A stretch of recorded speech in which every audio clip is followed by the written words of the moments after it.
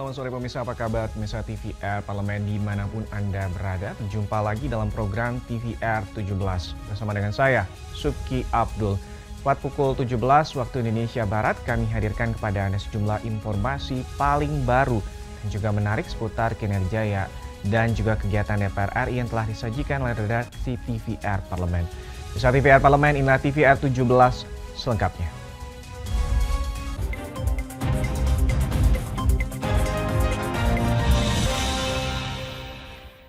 Mengawali TVR 17 kali ini guna memastikan pendistribusian BBM bersubsidi tepat sasaran serta dinikmati masyarakat yang membutuhkan, DPR RI berharap pemerintah segera menerbitkan revisi peraturan Presiden tentang penyediaan pendistribusian serta harga jual eceran BBM.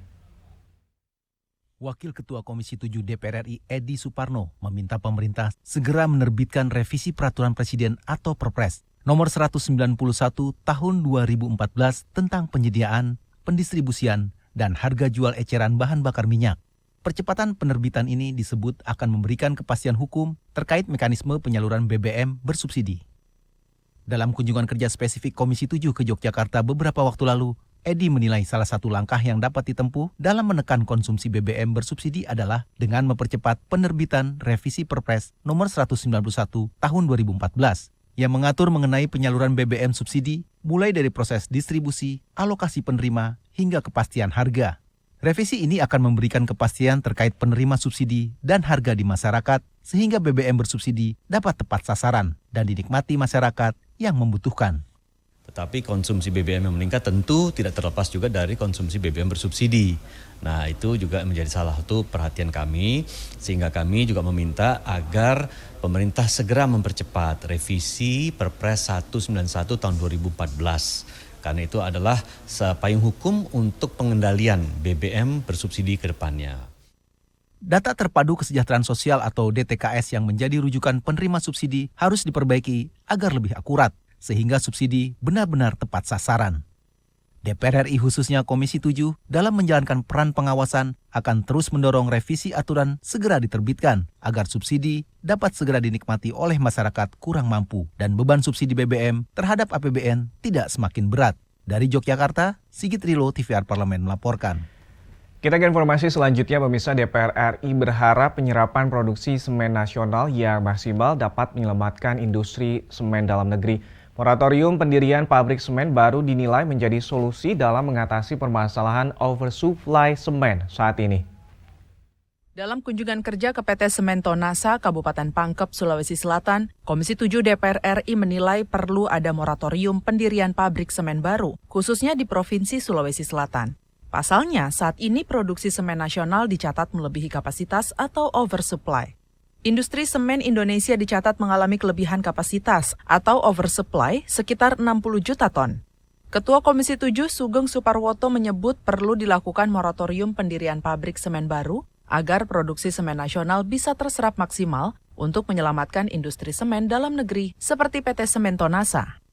Harus ada kebijakan moratorium untuk memberhentikan sementara, mengingat seperti tadi sudah terjadi oversupply yang sangat luar biasa besar. Kita tahu bahwa industri-industri semen baru itu ya dari sebuah negara yang di sana juga sudah oversupply, bahkan pabrik-pabriknya yang itu dipindahkan ke sini. Meskipun alasannya untuk ekspor, tapi kita tahu bocor di mana-mana juga sehingga bisa-bisa justru mematikan industri semen di dalam negeri. Senada dengan itu, Andi Yuliani Paris menyebut pemerintah perlu mengkaji moratorium pendirian pabrik semen baru untuk mengatasi permasalahan oversupply semen agar industri semen yang ada saat ini tidak kesulitan dalam berproduksi. Jangan ada lagi investor bidang semen yang nantinya mematikan industri semen Indonesia yang sudah lama ada. Padahal sekarang ini akibat COVID industri kita kan belum berjalan stabil kan. Artinya overproduksi itu belum diserap di industri dalam negeri. Nah, kami tentunya berharap ini ada moratorium. Dari Kabupaten Pangkep, Sulawesi Selatan, Andri, TVR Parlemen melaporkan. Pemirsa, guna mengantisipasi jatuhnya korban saat terjadi bencana alam, DPR RI menilai pentingnya koordinasi antara BMKG dengan Basarnas. BMKG juga diharapkan dapat memberikan peringatan dini yang masif terkait bencana alam dan juga cuaca ekstrim. Peningkatan curah hujan yang ekstrim mengakibatkan bencana alam di berbagai daerah. Komisi 5 DPR RI mendorong Badan Meteorologi, Klimatologi, dan Geofisika atau BMKG untuk lebih masif, cepat, dan akurat dalam penyebarluasan informasi dan peringatan dini kepada masyarakat. Wakil Ketua Komisi 5 DPR RI Ridwan Bae meminta BMKG untuk memberikan informasi dan pemahaman serta peringatan dini terkait bencana alam dan cuaca ekstrim yang masif kepada masyarakat, khususnya yang berada di daerah rawan bencana. Distribusi informasi yang diberikan BMKG juga harus merata dan menyeluruh hingga ke tingkat kecamatan dan desa. BMKG tadinya kan untuk mendeteksi itu per kecamatan. Sekarang BMKG sudah berusaha dengan sudah mendapatkan deteksi tsunami itu atau bencana itu sudah sampai desa. Nah, tapi kan mereka hanya menyampaikan kemudian disampaikan kepada Badan Bencana Daerah. Ini maksud saya adalah selain tsunami dapat diketahui dengan mudah bahwa banyak masyarakat yang tinggal di lereng-lereng gunung. Banyak jalanan kita yang diapit oleh gunung-gunung. Nah, kalau begitu ada informasi bahwa di desa ini ada curah hujan yang padat, yang ekstrim, maka berarti Badan Pertolongan Daerah itu harus segera turun untuk menyampaikan kepada masyarakat agar segera jauh ini tempat. Karena ini akan hujan pada tanggal sekian, pada jam sekian, pada jam sekian. Sehingga korban kita menjadi terkurangi. Ridwan Bae juga mendorong BMKG berkoordinasi dengan Badan Nasional Pencarian dan Pertolongan atau Basarnas dalam upaya mempercepat penyelamatan dan evakuasi guna mengantisipasi jatuhnya korban saat terjadi bencana alam. Mario, TVR Parlemen melaporkan. Pemirsa, Kementerian Agama dan DPR RI resmi menyepakati biaya penyelenggaraan ibadah haji atau BPIH atau biaya haji 2023 Masehi atau 1444 Hijriah. Biaya perjalanan ibadah haji yang ditanggung jemaah tadinya diusulkan sebesar 69 juta rupiah, ditetapkan menjadi 49 juta rupiah. Informasinya akan kami hadirkan sesaat lagi, untuk itu tetaplah bersama kami di TVR 17.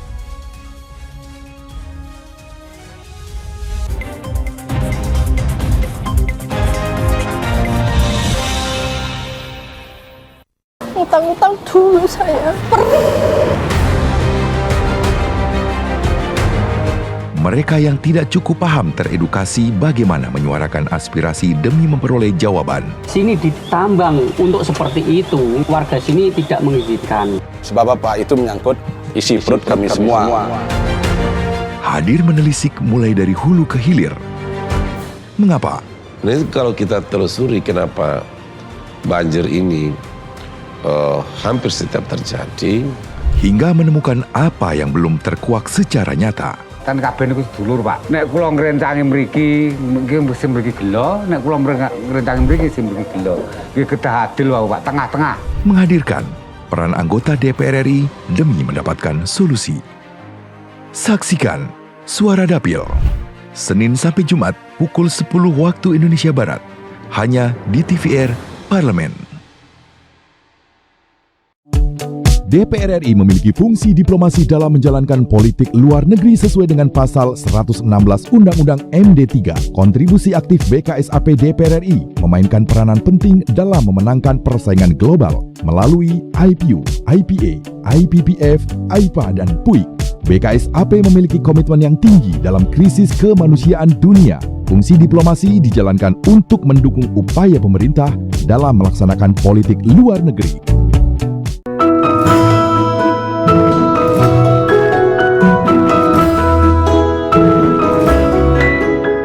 Perempuan Parlemen mengungkap sisi kehidupan pribadi anggota DPR RI dan partisipasi perempuan dalam politik dan publik, keseharian dalam keluarga, dan usaha mewujudkan aspirasi masyarakat di setiap sidang sebagai wakil rakyat. Jangan lewatkan Perempuan Parlemen.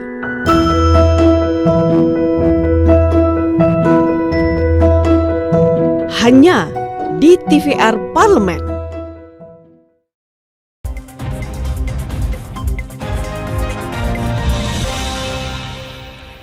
Kembali lagi di TVR 17, penetapan BPIH atau BPIHH ini 2023 dilakukan dalam rapat panja biaya haji antara Kementerian Agama dan juga Komisi 8 DPR RI di Gedung DPR RI pada Rabu 15 Februari malam.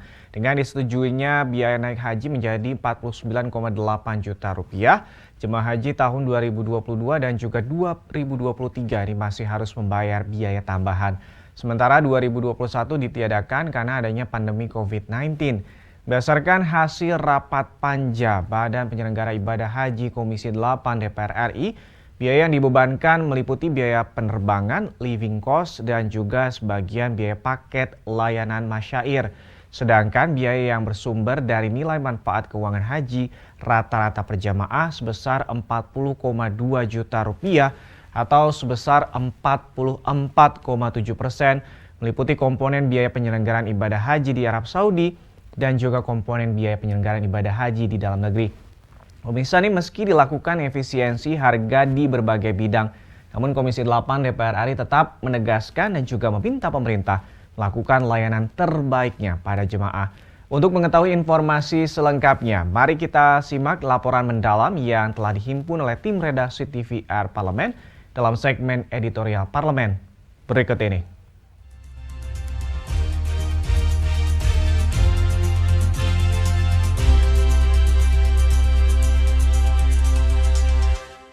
Tarik ulur biaya haji 2023 antara Dewan Perwakilan Rakyat Republik Indonesia dan Kementerian Agama akhirnya menemukan titik terang. Keputusannya, biaya penyelenggaraan ibadah haji atau BPIH 2023 disepakati sebesar 90,005 juta rupiah. Sementara biaya perjalanan ibadah haji atau BP yang ditanggung jemaah disepakati sebesar 49,8 juta rupiah. Dalam rapat tersebut turut diputuskan mengenai jamaah haji lunas tunda 2020 sebanyak 84.609 jamaah yang diberangkatkan pada tahun 2023 tidak dibebankan tambahan biaya pelunasan.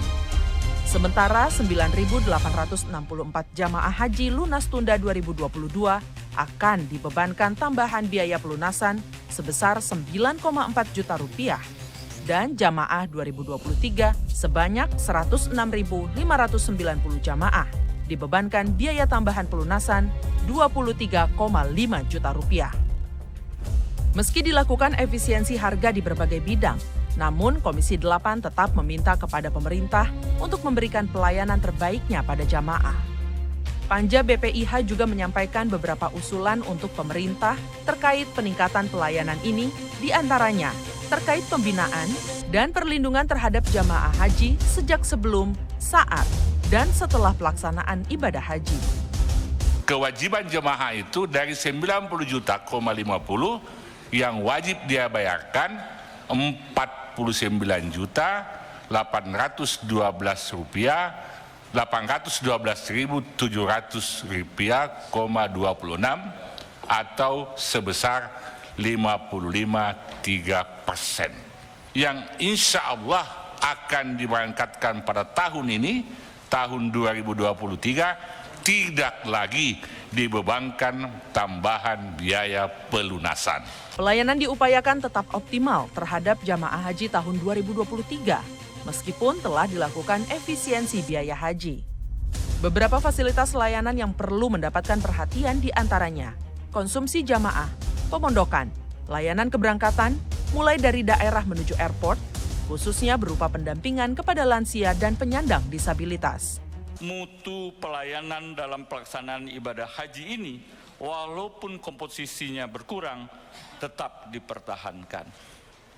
Karena merupakan kewajiban bagi kita semua untuk menyenangkan, untuk membuat nyaman, untuk membahagiakan calon jamaah haji menghadap Baitullah. Selain peningkatan fasilitas bagi para jamaah, Komisi 8 meminta Garuda lakukan efisiensi guna menekan harga tiket untuk jamaah haji agar setara dengan harga tiket reguler.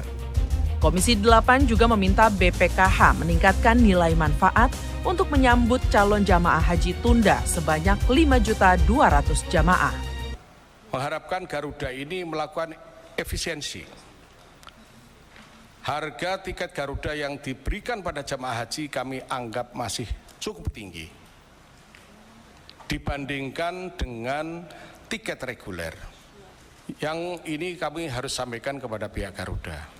Yang kedua, kami sampaikan kepada BPKH. BPKH ini tantangan ke depan kita akan lebih besar lagi. Dan keadilan terhadap jamaah yang sekarang berangkat dan masih yang akan tunda sejumlah 5.200.000 jamaah itu harus mempunyai hak yang sama. Tarik ulur biaya haji yang sangat alot antar pemerintah dan DPR seharusnya tak perlu terjadi. Andai BPKH selaku lembaga yang melakukan pengelolaan keuangan haji dapat mendatangkan nilai manfaat lebih bagi para jamaah dari uang tabungan haji. Nilai manfaat yang diperoleh BPKH selama ini dinilai masih stagnan dan belum bergerak dengan baik.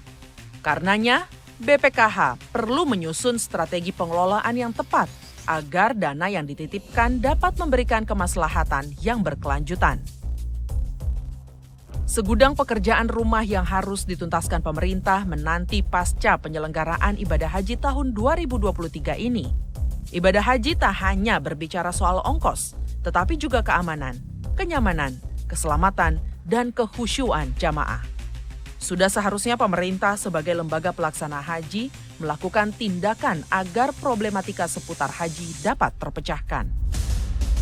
Masalah-masalah yang ada dari tahun ke tahun perlu dijadikan pelajaran dan sebagai bahan untuk membenahi tata kelola penyelenggaraan ibadah haji agar tidak terulang kembali di masa yang akan datang. Maka dari itu, manajemen haji di Indonesia perlu dilakukan evaluasi agar semua pihak yang terlibat dalam melaksanakan penyelenggaraan ibadah haji sesuai dengan yang telah direncanakan sebelumnya.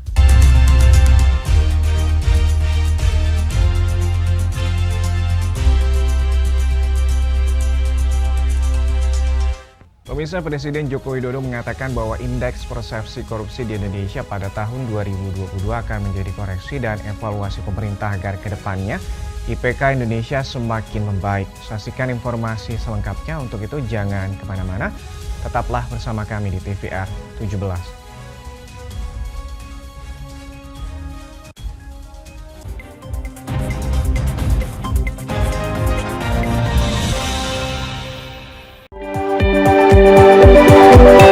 Perempuan Parlemen mengungkap sisi kehidupan pribadi anggota DPR RI.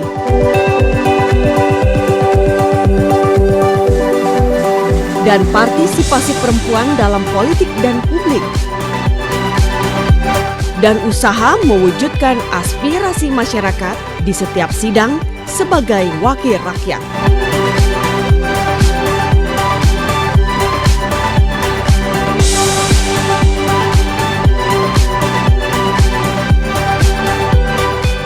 Keseharian dalam keluarga. Jangan lewatkan Perempuan Parlemen. Hanya di TVR Parlemen. Utang-utang dulu saya, perih. Mereka yang tidak cukup paham teredukasi bagaimana menyuarakan aspirasi demi memperoleh jawaban. Sini ditambang untuk seperti itu, warga sini tidak mengizinkan. Sebab apa? Itu menyangkut isi perut kami semua. Hadir menelisik mulai dari hulu ke hilir. Mengapa?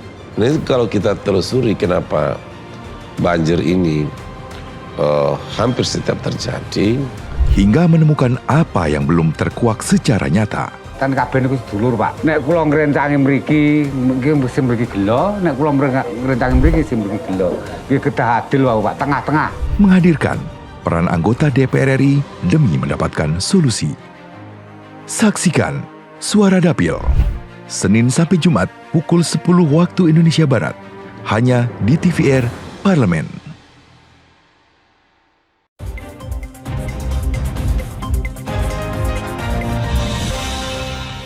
Masih bersama dengan Subki Abdul di TVR 17, menurunnya indeks persepsi korupsi atau IPK Indonesia pada tahun 2022 menjadi titik terendah sejak tahun 2015. Perolehan ini juga membuat posisi Indonesia berada di peringkat 110 dari 180 negara yang disurvei. atau turun 14 tangga dari tahun 2021 yang menempati ranking 96.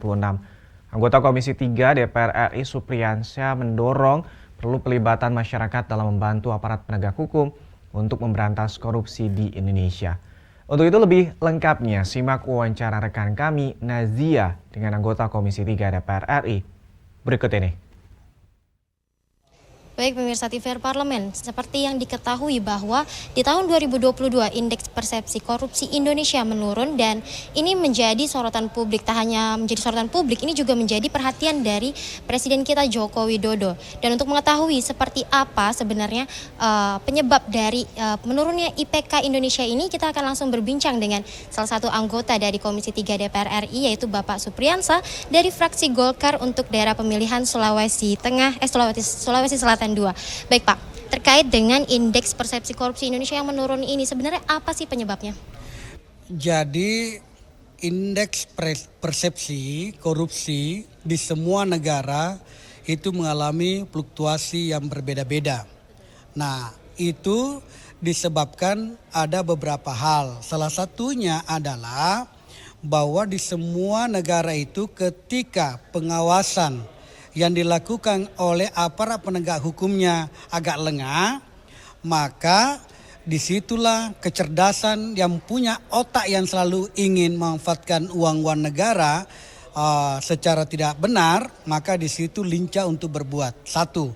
Yang kedua adalah yang kemungkinannya orang-orang yang berperilaku seperti koruptor ini, maka dia bisa melihat kira-kira kalau saya lakukan ini yang memungkinkan saya hanya dijerat hukuman yang sedikit, rendah hukumannya. Maka itu juga adalah bagian daripada yang membuat orang melakukan tindakan korupsi.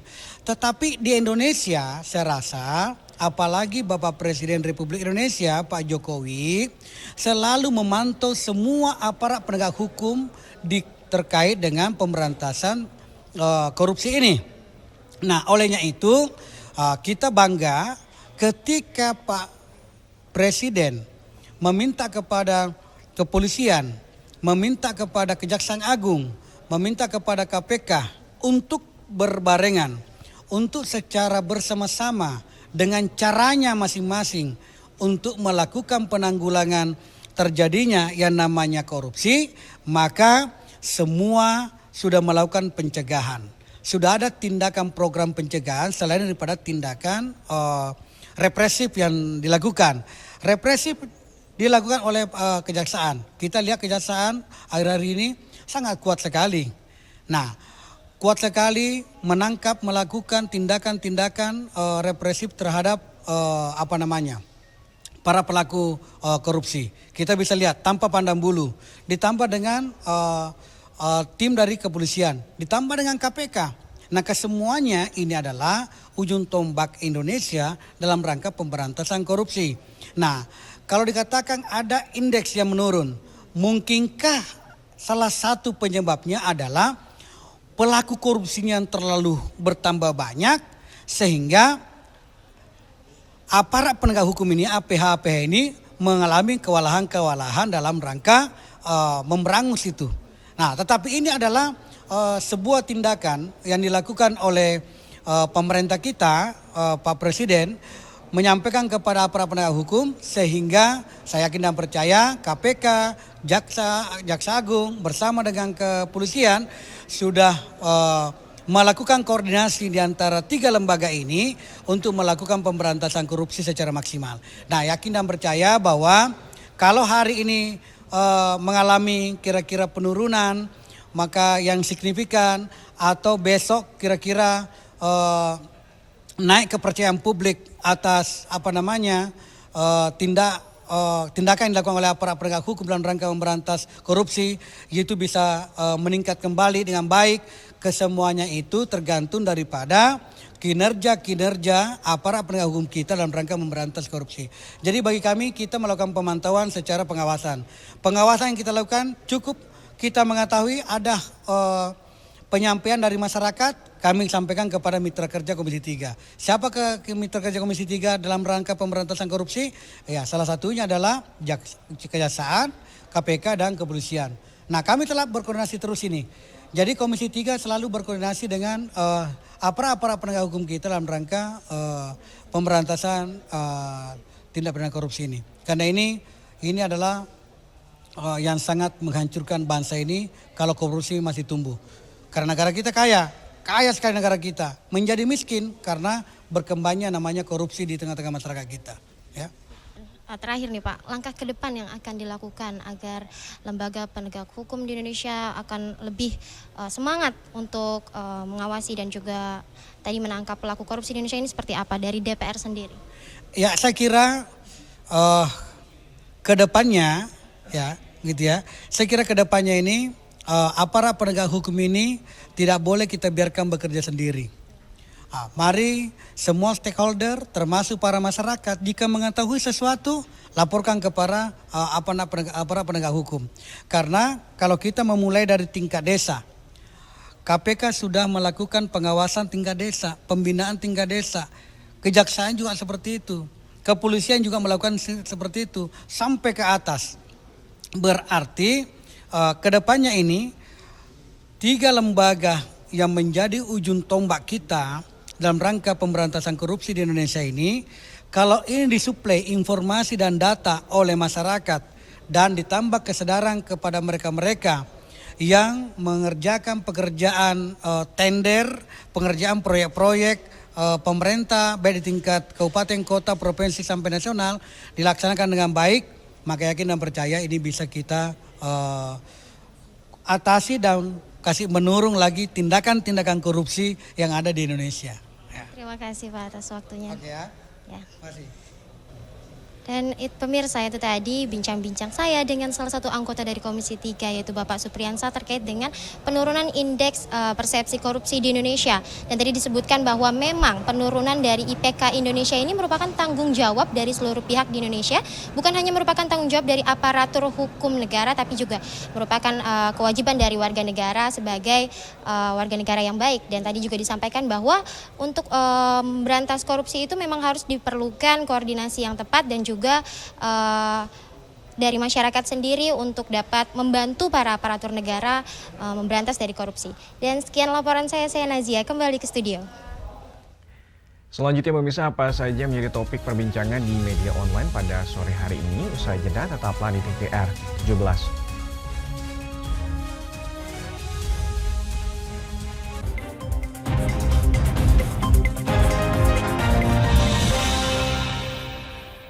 Utang-utang dulu saya.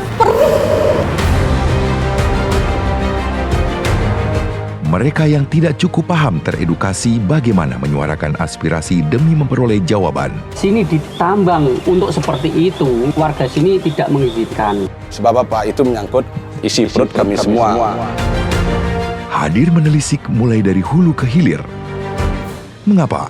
Ini kalau kita telusuri kenapa banjir ini hampir setiap terjadi, hingga menemukan apa yang belum terkuak secara nyata.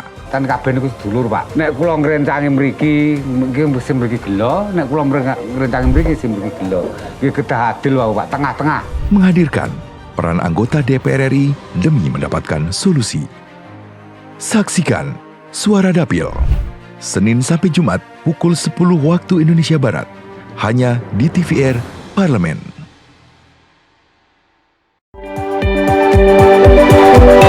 Perempuan Parlemen mengungkap sisi kehidupan pribadi anggota DPR RI.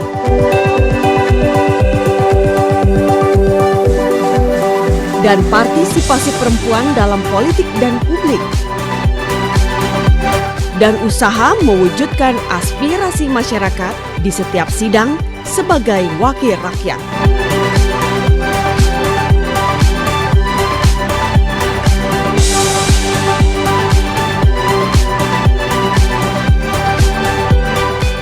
Keseharian dalam keluarga. Jangan lewatkan Perempuan Parlemen.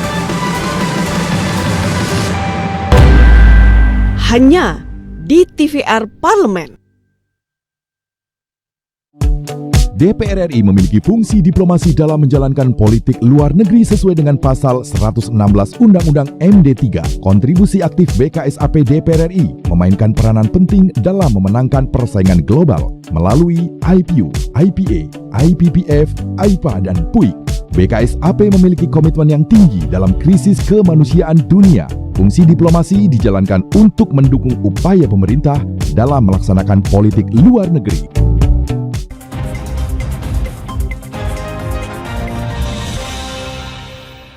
Kembali lagi di TVR 17, pemirsa TVR Parlemen. Kali ini kita masuk ke segmen media nasional. Mari kita simak isu apa saja yang menjadi sorotan media serta tanggapan dari sejumlah anggota Dewan. Bersama dengan rekan kami, Diva Rizka.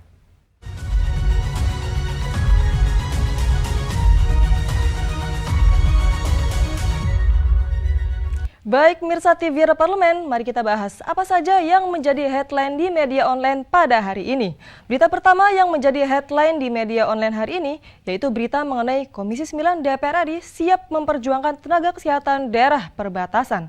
Pemirsa, bisa Anda lihat di layar kaca Anda bahwa Wakil Ketua Komisi 9 DPR RI, Emmanuel Milkaides Lakalena, pada Jumat 17 Februari 2023 berkunjung ke Puskesmas Sota, Merauke, Papua Selatan untuk memberikan apresiasi atas layanan kesehatan yang diberikan.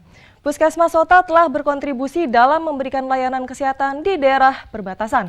Nah, terkait hal itu, Komisi 9 DPR RI akan menyusun regulasi yang tepat sehingga aspirasi yang disampaikan tenaga kesehatan di Puskesmas Sota dapat terpenuhi.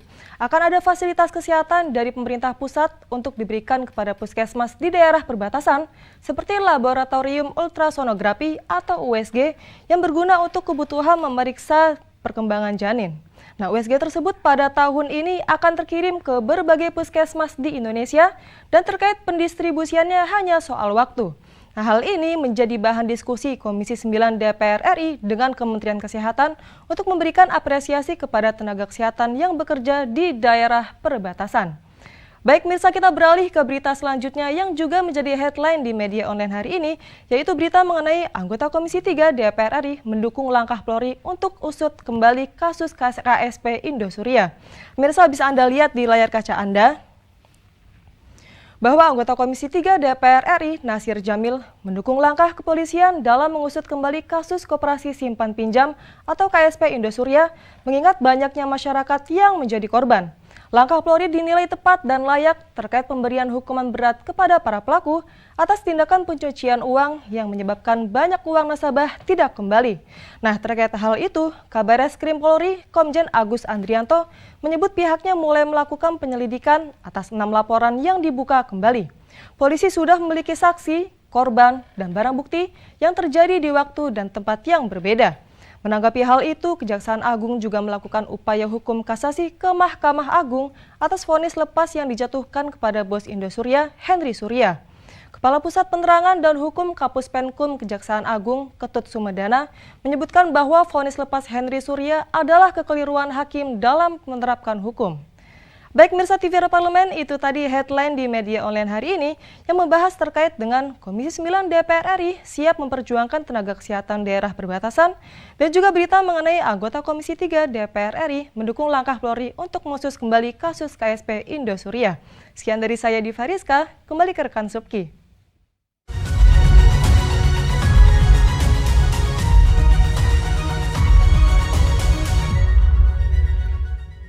Terima kasih rekan Diva yang telah menyampaikan sejumlah sorotan dari media online nasional pada hari ini. Pemirsa TVR Parlemen, segmen media online tadi sekaligus menutup program TVR 17 edisi sore hari ini.